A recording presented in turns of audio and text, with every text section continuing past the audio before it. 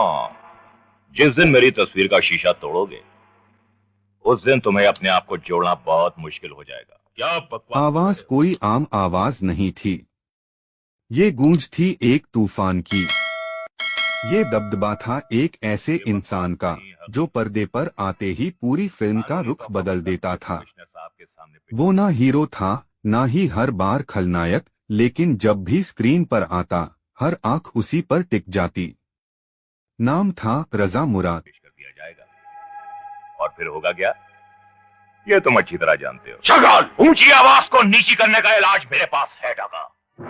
23 नवंबर 1950 अलीगढ़ के एक ऐसे घर में एक बच्चे ने जन्म लिया जिसकी किस्मत में लिखा था सिनेमा की दुनिया में अमर हो जाना। वो बच्चा बड़ा होकर बना भारतीय फिल्मों की सबसे गूंजती हुई आवाज रजा मुराद। उनके पिता मुराद साहब अपने दौर के जाने-माने अभिनेता थे। मुगल-ए-आजम, आन और पुकार जैसी फिल्मों में उन्होंने ऐसे किरदार निभाए जिन्हें आज भी याद किया जाता है। फिल्मी माहौल रजा मुराद को विरासत में मिला था। बचपन में ही घर पर पटकथाएं, कलाकारों की आवाजाही, कैमरे की बातें और फिल्मी चर्चाएं आम थीं।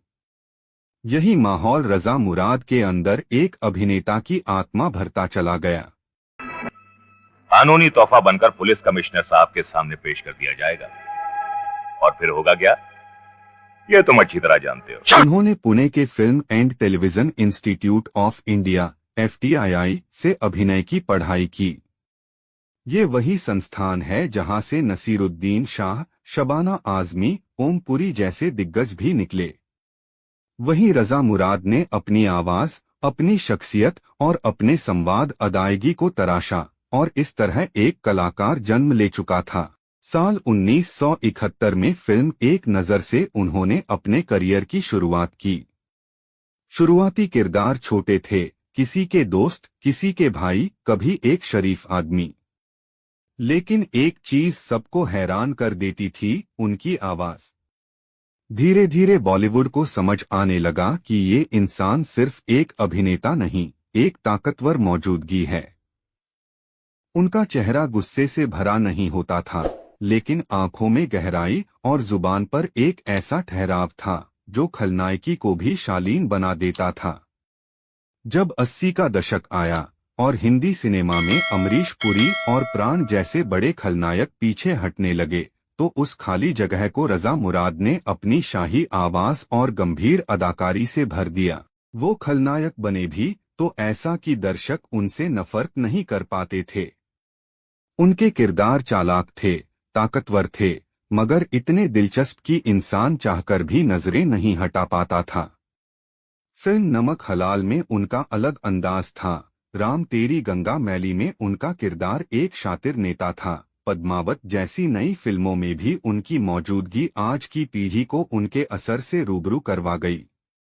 300 से ज्यादा फिल्मों में उन्होंने कभी राजा का मंत्री बना, कभी भ्रष्ट नेता, कभी जालिम बा, और हर बार उन्होंने उस किरदार को ऐसा निभाया कि वो याद रह गया।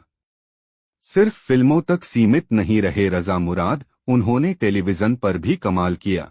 महाभारत और चाणक्य जैसे धारावाहिकों में उनके संवाद आज भी लोगों को याद हैं।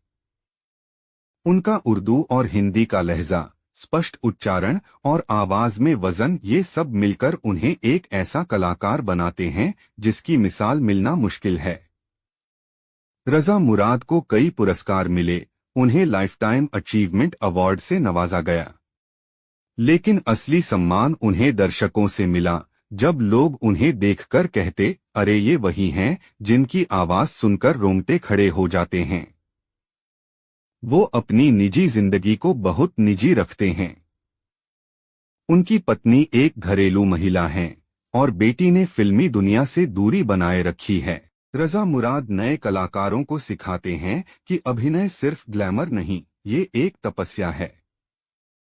आज जब हम बॉलीवुड की आवाजों को याद करते हैं तो मनोज कुमार की देशभक्ति, अमिताभ बच्चन की गंभीरता और रजा मुराद की गरजदार आवाज साथ में याद आती है। उनकी एक पंक्ति सुनते ही दर्शक जानते हैं, अब कुछ बड़ा होने वाला है। रजा मुराद सिर्फ एक अभिनेता नहीं हैं, वो एक एहसास हैं जो पर्दे से निकलकर सीधे दिलों में बस जाते हैं। दोस्तों, अगर आपको ये वीडियो पसंद आई हो तो लाइक जरूर करें और नीचे कमेंट करके बताएं कि